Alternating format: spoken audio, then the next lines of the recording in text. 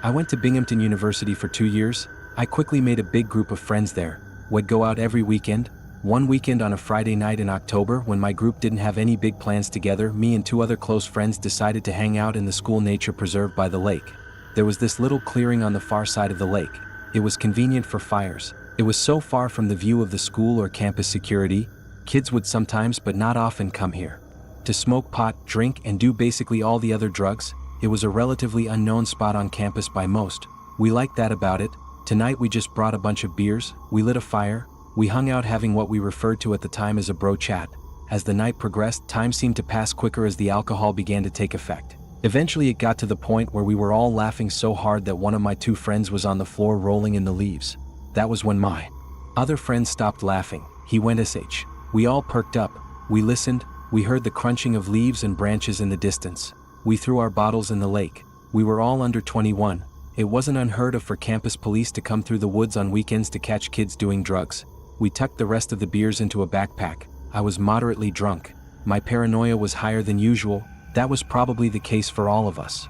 The fire exposed us to anyone passing through the woods. This spot was so unknown and far from campus. It was rare to find anybody else that deep into the woods. It sounded like just one person in the distance. The sound of a tree branch snapping not too far away freaked all of us out. None of us were really the confrontational ones from our group. We were lacking that one person who would have the confidence to stand up and yell out to whoever was out there. Instead, we all just sat in silence, shushing each other. We heard what seemed to be somebody or something circling us. It was at least walking around in a C shape around our little campsite. It literally started to feel like we were in the movie The Blair Witch Project. These sounds in the near distance, like cracking tree branches and leaves crunching on the ground, kept echoing over to our campsite. We laughed about it at first. I soon became terrified of who or what it could be. Out of the blue, a huge thud made all 3 of us jump. At first, I didn't understand even though I saw what caused the sound. It took me a few seconds to digest the fact that a branch had been thrown into the center of our little fire site. One of my 2 friends took off running. My other friend and I sat behind looking at each other. We were half laughing. We were half concerned. I feel like we didn't know yet if this was some kind of joke or not. Then my friend let out a scream of pain. He was struck in the face by another tree branch. I grabbed the backpack. I helped my friend up off the floor. We hauled ass back in the direction of our dorm. When we made it to the road separating the nature preserve from our dorm, we stopped to catch our breath. Whoever was out there proved to be following us. When we heard footsteps coming closer to the road, we continued to run back to the dorm. When we got back to our floor, we found our other friend in his room already. We looked out of his room window down to the woods. There was someone pacing back and forth by the woods. Every time a car passed, they would walk back into the woods. Eventually, whoever it was went back into the woods for good. We never saw them again. We continued our drinking session in the dorm room. Within 10 minutes we were all laughing about it. It wasn't until the next morning that we all realized how terrifying that experience actually was. We never really went back into the woods past dark after that. It was a dangerously stormy night. Everyone in my family was doing their own thing. I was in my room watching TV. My parents were in the living room watching some comedy show. My sister was playing video games upstairs. I usually enjoyed stormy nights like this because it made me feel relaxed. I was relaxed until there was a monstrous bang on my window. I jumped up. I looked outside.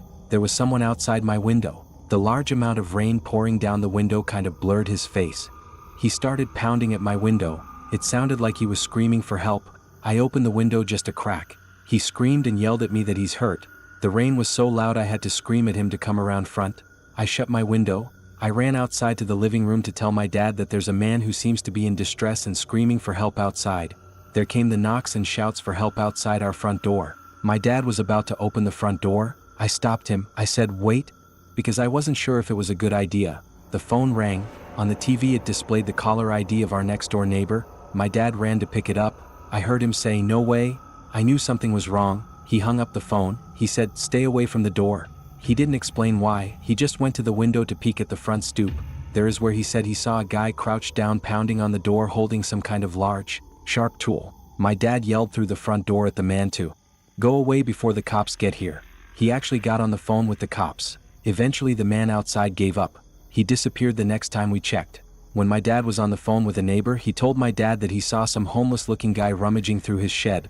The neighbor came out with a large chopping axe. The cops found the crazed man wandering around the streets. It made it in the newspaper a few days later.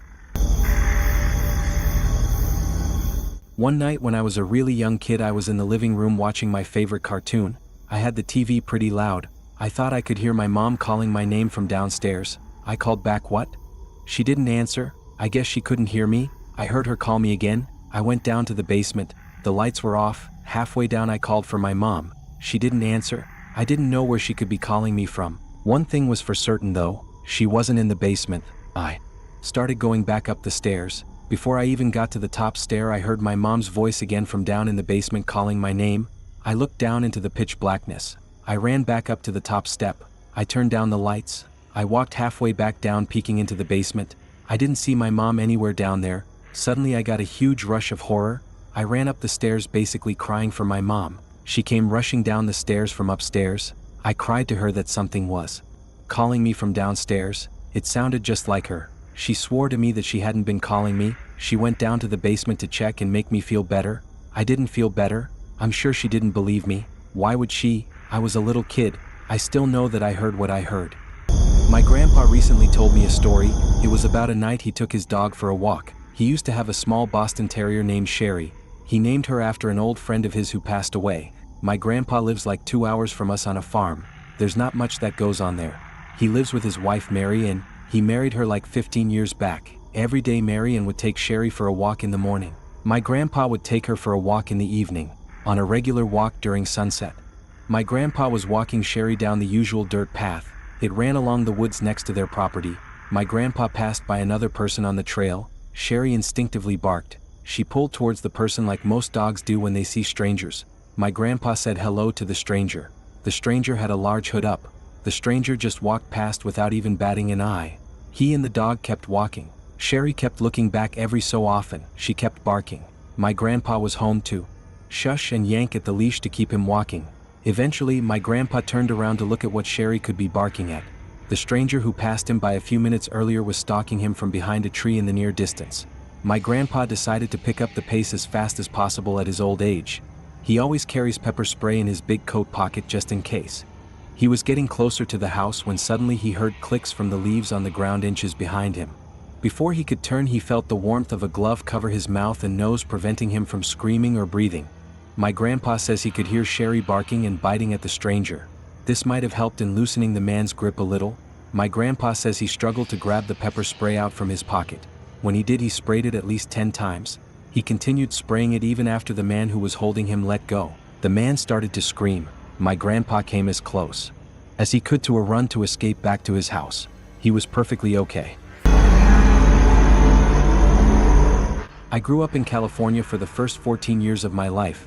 Our neighborhood wasn't the best. It was an area that the Crips were known to reside in. The Crips are members of one of the biggest Los Angeles street gangs. My best friend, who I always called Stevie D, lived 2 doors down. We had other friends, of course. We would often hang out, just he and I.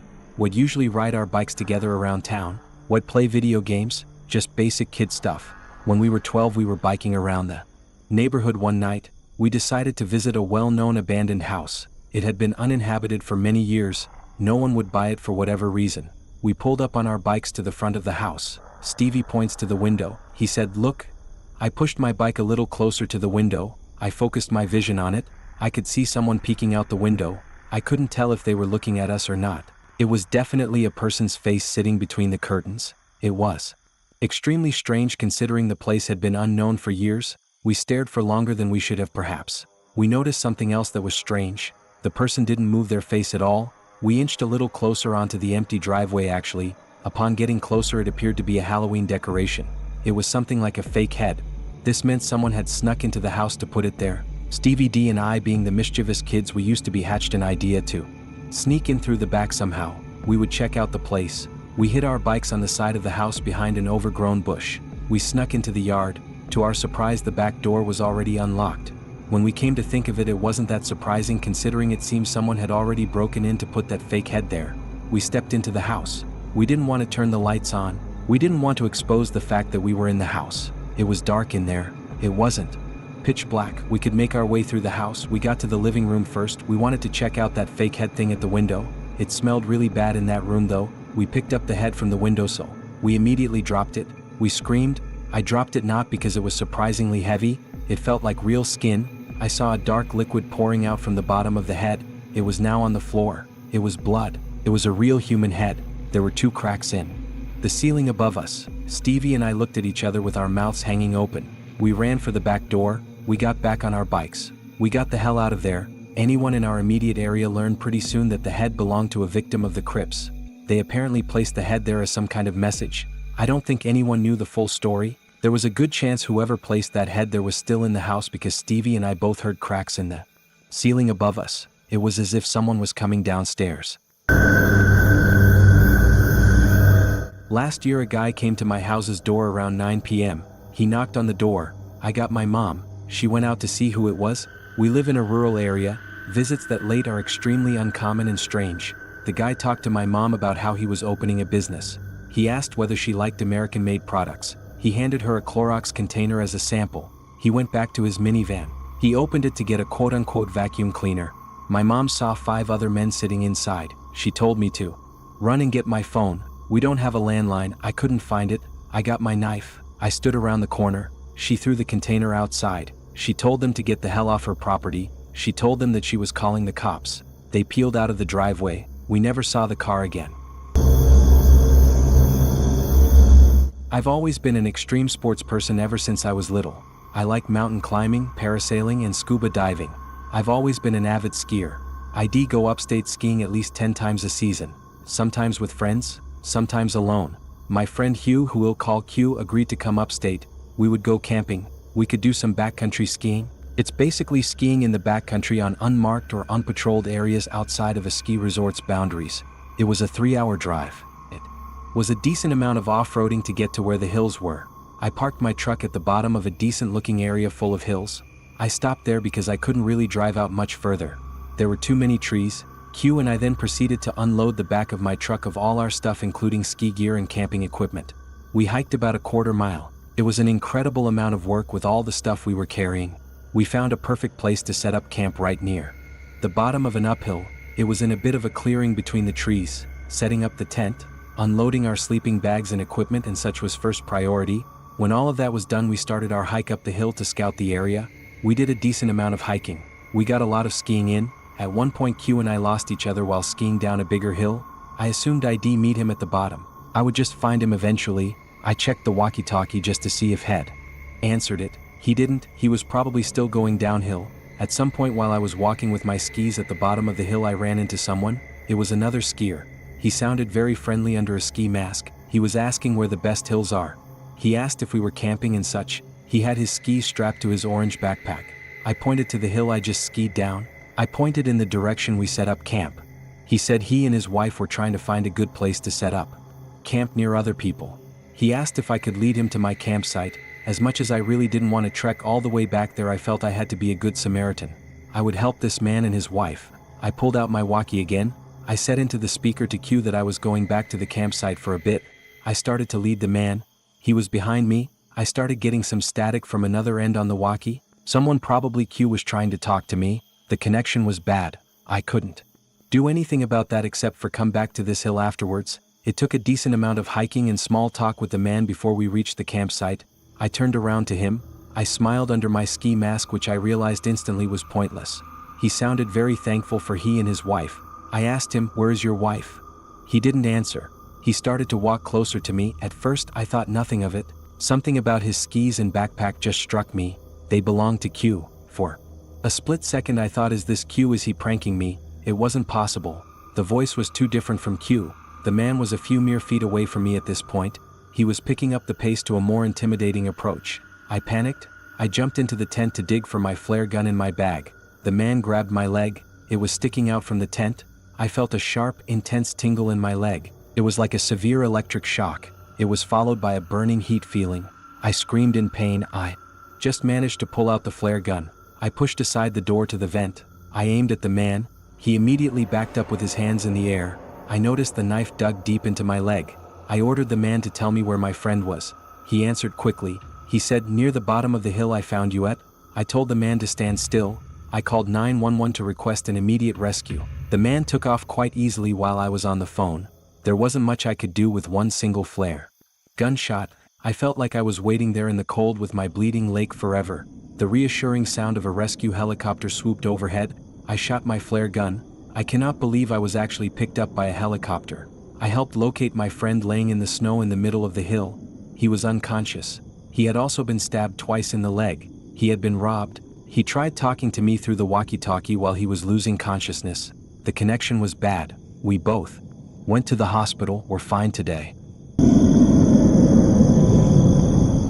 I lived in a small college town. My apartment complex was walking distance from the bar/downtown area. One weekday night I stepped out on our front porch to smoke a cigarette or two. I was up late studying. I brought my textbook with me. I laid down on the stairs while I smoked. A girl who I had never met before but who lived one apartment over on the ground floor came home from downtown. She was by herself. You could tell from her walk she had been drinking. She got in her apartment. She barely got the door closed before some guy who came out of nowhere knocked on her door. She opened it. I noticed he introduced himself. It was weird because it was like 2:30 in the morning. Who comes to a random girl's apartment at that time? I decided to stay outside. I would pay attention. They ended up talking for over 10 minutes. She later acknowledged how weird the situation was. She did not know how to end the conversation. He would do the creepiest things. He reached up. He stroked her hair at least 3 times. He would try to slowly inch his way closer to her in the door. I made a point of being loud with my textbook. He would know I was there. He disappeared as eerily as he came. We called the cops. Days later they had the girl and I sit with a sketch artist.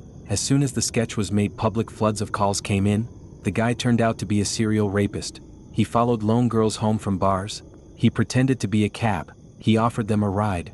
This girl just got lucky because she lived so close to the bars. He didn't get a chance to pull the cab routine. I've only used Craigslist once in my life. The one time I used it I got a very sour taste in my mouth.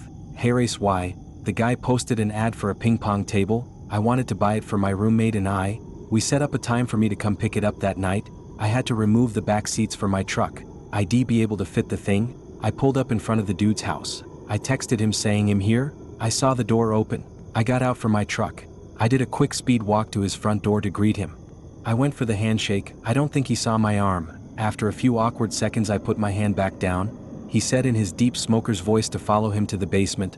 The whole house had a certain distinct smell to it. It wasn't exactly a bad or concerning smell. It was just a cottony, smoky kind of smell. He got to the basement. There was the ping pong table right smack in the middle of the room. Suddenly he said, "Oh shoot, I gotta find the paddles." He ran back up the stairs. He told me to wait right there. I waited for a while down there assuming he misplaced the paddles. He was having a hard time finding them. I started to snoop around his basement a little bit looking at his pictures and such. It was weird. He had framed pictures sitting on furniture. They were all pictures of just him. No family members were there. There was one where he was at least with a dog. That was pretty much it.